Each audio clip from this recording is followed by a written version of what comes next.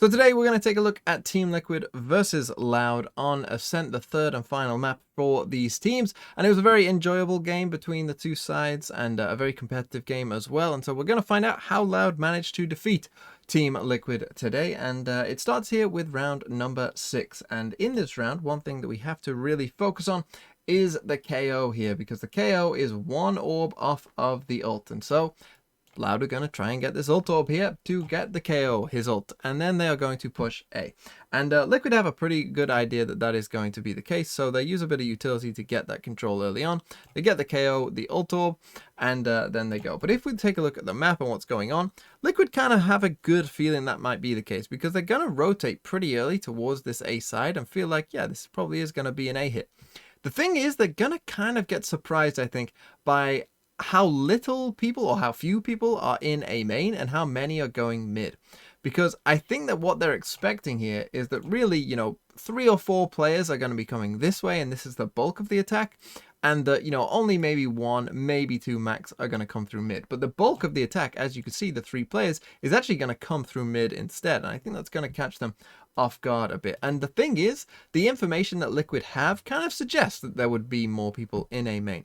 For starters, obviously they got the ult orb, and generally when you get an ult orb, you're going to have people defending you, and so that kind of suggested, hey, there's going to be multiple people here. And there were at first, but now as we see, they've disappeared back into mid.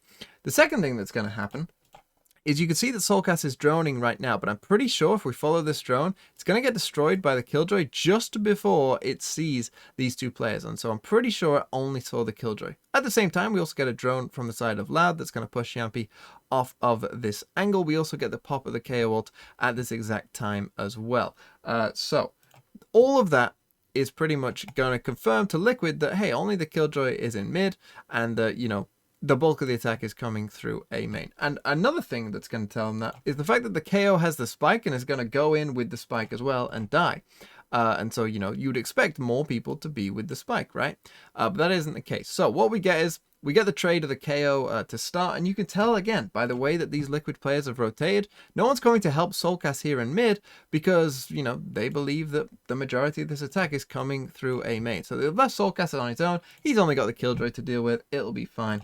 But that is not the case, because what's going to happen is Soulcast is going to get KO mollied there, and then Aspas is going to run into that their own Killjoy molly, I should say, and manage to get that kill. And now, as soon as that happens and they've got that kill, they're about to pop their Sova ult as well, and Sova ult in onto site whilst these players come and make their push. So really nice little timing there from Sassy and Loud, and you can see there goes, he manages to get a kill with it as well, and into the side they come. But here's the thing, Scream hits that shot, really nice shot, and then he spams into this smoke, which again just kind of confirms Liquid believe that there are many more people in this smoke. The thing is, Loud are about to be surprised as well, though, but because Liquid had a good read on what was going on, and they were all on this side of the map towards the A site very, very early, I don't think, and you can kind of tell by the way Pancada didn't have his gun out there and wasn't ready for this at all, and he's jumping around.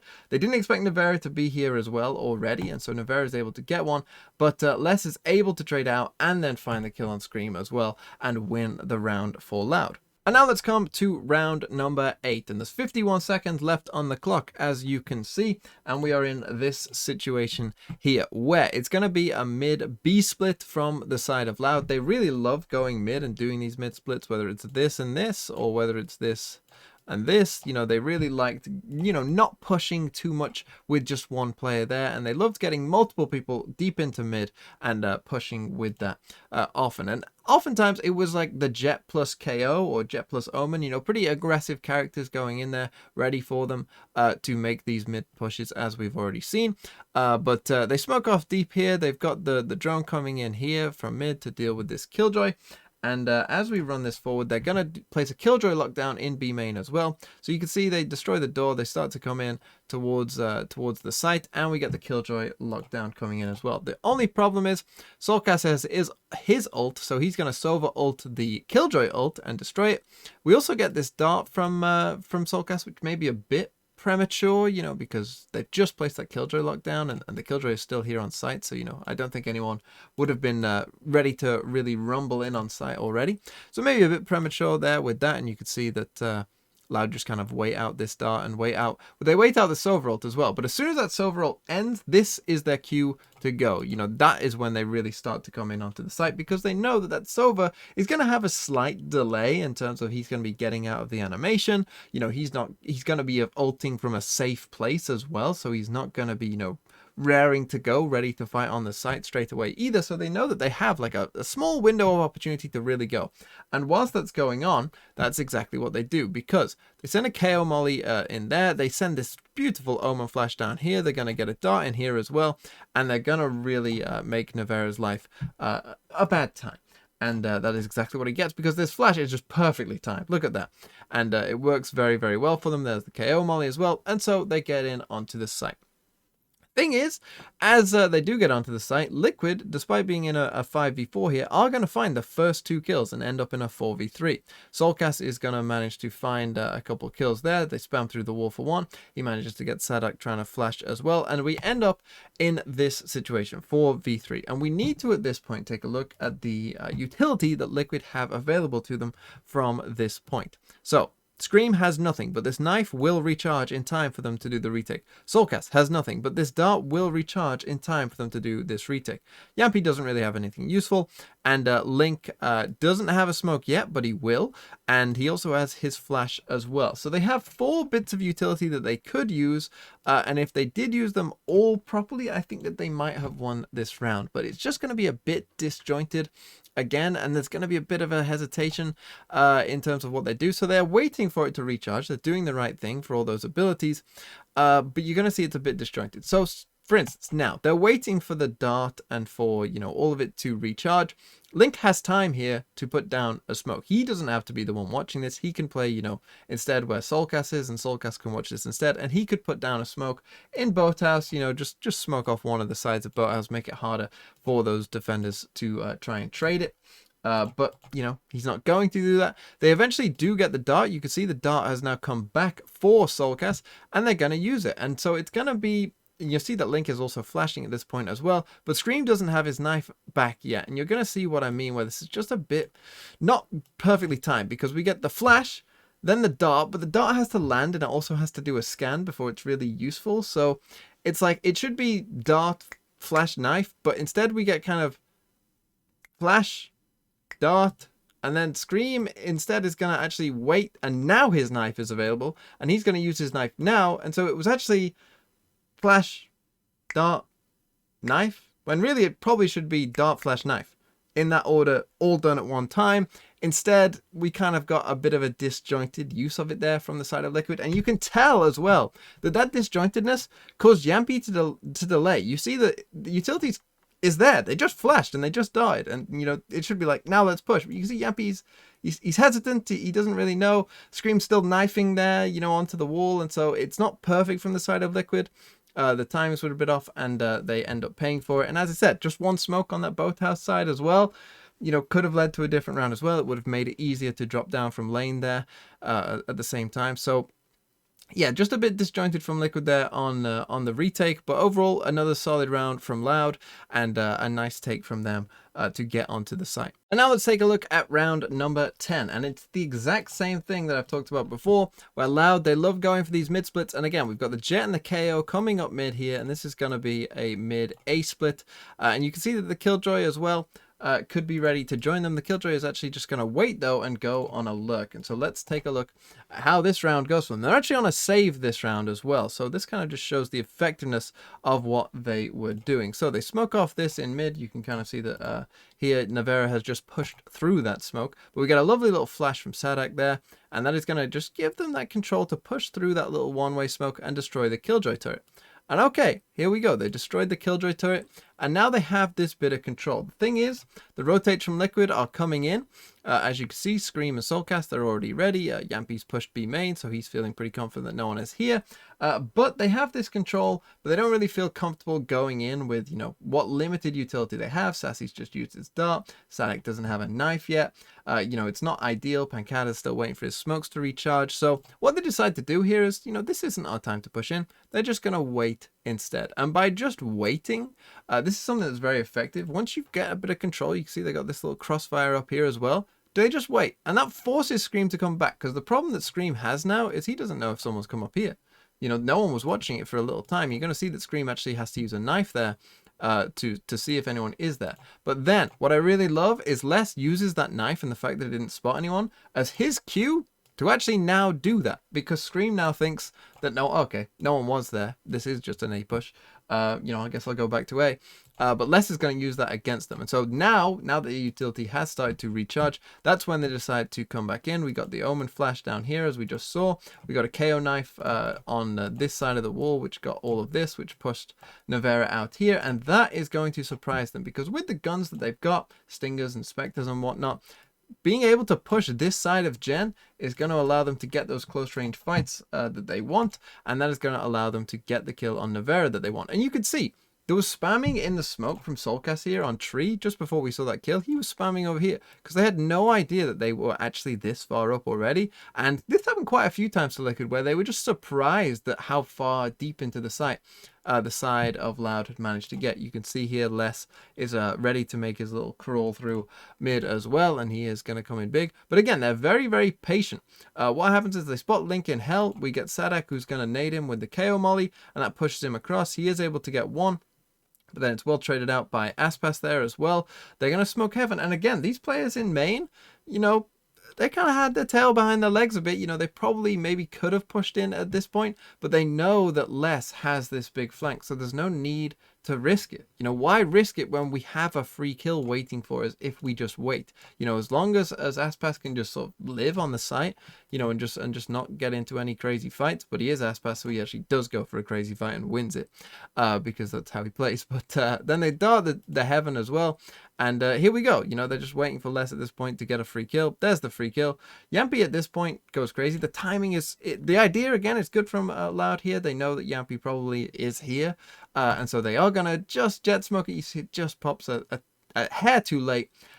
Sassy's on 1 health, which is how Yampy gets that kill with the shorty, by the way, because at the time I was like, what is going on? But he did only have like a couple points of health, so it does make sense, I suppose. But then what's going to happen is they are going to get the spike down. Yampy going again with his op, absolute crazy, man. He also gets caught by the turret and the killjoy molly. And just as he's about to pull the trigger, Les is able to win the round. So now let's come to round 18, which is one of the weirdest rounds you will ever see. Because what's going to happen is we're going to get a very fast push from the side of Liquid here towards this A site. They've got 3 players here, but it's actually just going to be Yampy going in with his knives on his own. The problem that he's going to face with this plan is the fact that the KO is here.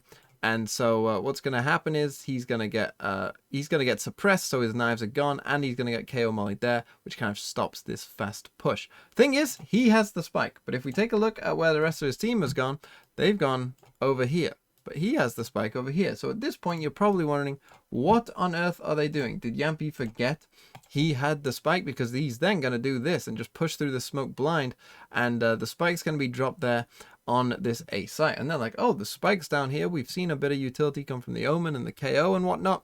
This must be an A hit. And so the rotates start to come in from Loud. Here's the thing.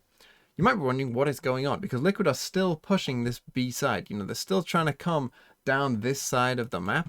And so you might be wondering what's going on. Well, the thing is, with an Omen ult, which they have, Link has his ult here, you can, you know, teleport to the spike, pick it up from a location, and then cancel the ult. So basically what they're hoping to do is to take the B site, get Link into this position. He'll teleport with his ult over here, just pick up the spike, cancel it, come back to this site and plant. And obviously expecting that all of the Loud players won't actually maybe even be on this site, right? Or at max they'll have to fight 1 player. Thing is, that 1 player is Aspas, and the problem that they have as well is that they have the Omen ult on the other side as well, so Pancata, as soon as he realizes this, is going to quickly teleport across to B to help on this B site hold as well, even though they don't have the spike. Very, very odd, confusing round, but that's the way it is. Here's the thing. I think against old Brazilian teams, like if this was, you know, 6 months ago, 9 months ago, that Aspas would just be gone. You know, oh, we've got spike, let's go. But they're more aware now. You know, even if they didn't have this Omen ult and whatnot, they should still defend this. They have the Killjoy alarm bot here to tell them that no one's in mid. And yeah, they have the spike here. This is the correct setup, even if they didn't have the Omen ult, because you still should be watching this. Someone still could come through there. And so they just have that level of discipline that I think that, you know, some of the older Brazilian teams maybe didn't. And it rewards them here, because in this particular case, Aspas starts to see that, you know, a KO flash, a dart comes in, it's like a full execute onto him, and he's thinking, what the hell? Pancata quickly teleports across to him. And you can see, again, the discipline. They leave one person with Spike, just in case this was some absolutely insane, a million IQ fake from Liquid. Double fake, I guess, where there's actually 3 people here. That would have been an insane strat, by the way. But that isn't that. But they leave one person with the Spike, as they probably should. And the rest are going to realize, oh, this is a B hit, and rotate across to try and help defend it. And Liquid in this round, you know, they only have pistols. So it's kind of a cool little idea. And eventually Loud are just able to mop them up, because they did only have pistols for the most part, aside from Soulcast here. So they do win the round, but again, I think it just again showed that discipline perhaps improving in some of these Brazilian teams, but particularly Loud. And finally, let's come to round 23, the last round in the game. This is not going to be the cleanest round of Valorant you will ever see. This was, I think, a kind of good example of somewhat what I expected this game to be, where, you know, very good aim on the side of both sides, but some questionable decisions at times as well. The utility usage, you know, not always perfect, and I think that both sides could still work on that. But let's take a look. So we're going to get a bit of a mid B split here from the side of Liquid this time. And they get the drone, and, you know, we've got Scream and Yampy here running up. The problem that Liquid have here is that whilst, yes, you do have market control, and that's great, they have literally no B main control. They haven't done anything to even get close to it, and so that is going to cost them when they eventually try and do that. Now, whilst that's going on, you can see here we've got Les in this position on the stairs, and he's just going to spot Scream and take his head off. So here goes that first kill. So Les is able, again, great aim, right? We didn't see the kill at that instance, but I'm sure it was great aim.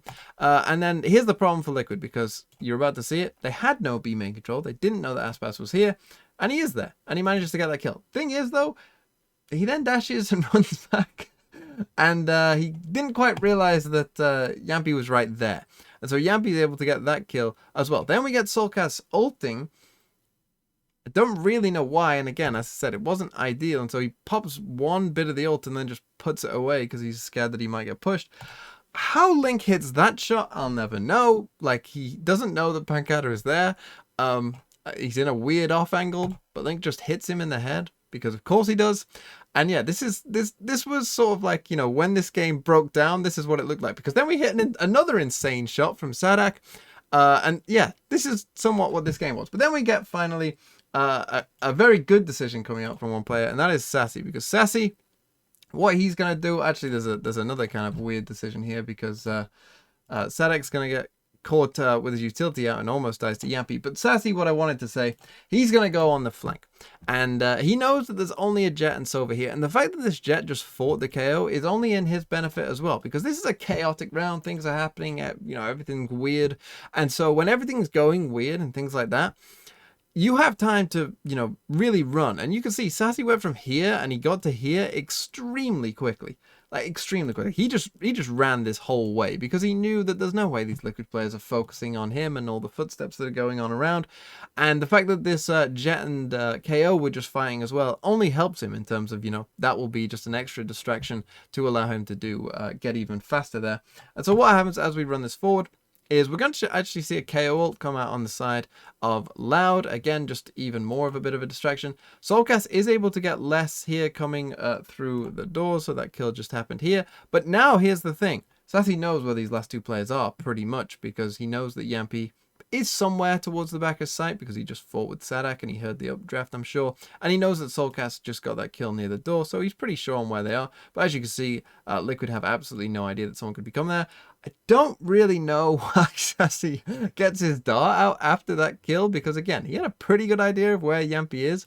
And he almost gets punished for it, but he doesn't, and eventually they are able to find the last kill and win the game.